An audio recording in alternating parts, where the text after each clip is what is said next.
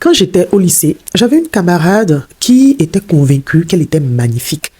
Elle était convaincue qu'elle était extrêmement belle. Et le plus fou, c'est que tout le monde la trouvait très très très belle. On va l'appeler Nadia. Nadia était petite de taille. Elle faisait environ 1,56 m, peut-être pour environ 75-78 kg. Elle était noire, toute simple, toute mignonne, elle était un peu ronde, mais elle avait une confiance en elle extraordinaire, incroyable. Elle parlait d'elle avec assurance, avec fierté. Elle répétait tout le temps qu'elle était très belle. Elle était assurée d'elle en fait. Et du coup, tout le monde la voyait exactement comme ça. À un moment donné, comme j'étais relativement proche d'elle, j'allais souvent chez elle. Et c'est là que j'ai découvert quelque chose. En fait, tout ce que Nadia racontait sur elle à l'école, c'était exactement ce que sa mère lui répétait depuis des années au quotidien. Sa mère lui disait tous les jours qu'elle était très belle, qu'elle avait un beau teint, qu'elle était précieuse, qu'elle pouvait avoir tout ce qu'elle voulait dans la vie, qu'elle pouvait tout obtenir. Sachant que Nadia vient d'une famille un peu modeste. Et tout ce que sa mère lui disait, ça se voyait sur elle. Moi, c'était complètement différent.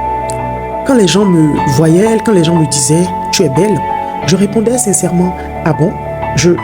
J'étais étonnée, je disais « ah bon ?» Pourtant, quand je me regardais dans le miroir à l'époque, je me trouvais plutôt jolie. Je savais que je n'étais pas vilaine, mais en fait, que les gens le remarquent et le disent, ça me surprenait vraiment. Je me disais « ah bon ?» Je leur répondais d'ailleurs « ah bon ?» Parce qu'au fond de moi, je ne le croyais pas totalement. Je ne croyais pas ce que les gens me disaient. Depuis petite, on avait beaucoup parlé de mon poids, de mes défauts, de ce qu'il fallait corriger.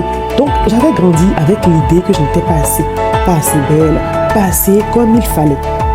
Et même quand on me complimentait, je n'arrivais pas à vraiment le voir. Puis des années plus tard, j'ai compris quelque chose de terrible. La différence entre Nadia et moi n'était pas juste physique. Parce qu'aujourd'hui, quand je regarde mes anciennes photos et les siennes, je me rends compte que moi aussi, j'étais très belle. Même très très belle. Je n'aime pas me comparer, mais il n'y avait pas de comparaison.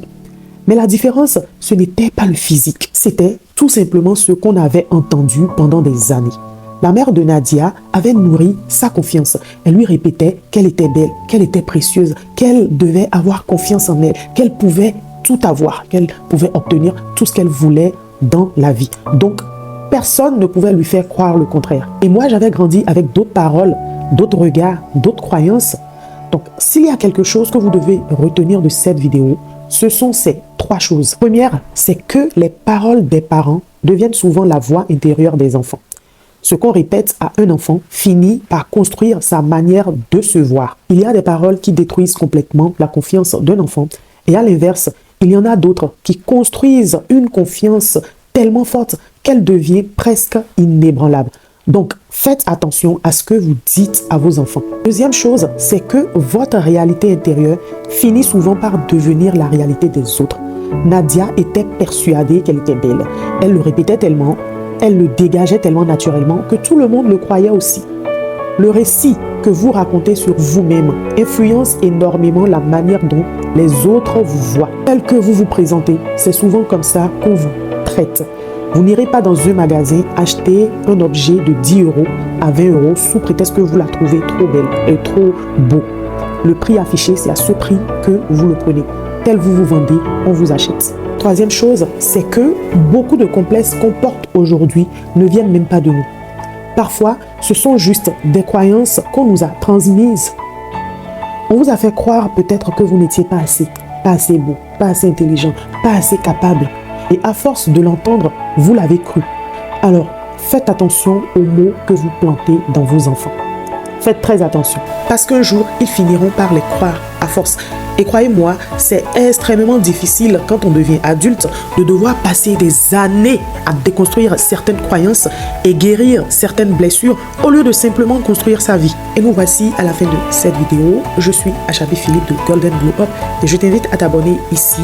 Ici, on parle de reconstruction émotionnelle, de guérison de blessures émotionnelle, de confiance en soi, d'estime de soi, d'amour de soi, de développement personnel. Et si tout ceci t'intéresse, je t'invite à t'abonner. Je te donne la dose quotidienne pour devenir la meilleure version de toi-même. Dis-moi en commentaire ce que tu penses de cette vidéo et n'oublie pas de me laisser un like pour la booster. Et on se dit à très bientôt pour une nouvelle vidéo.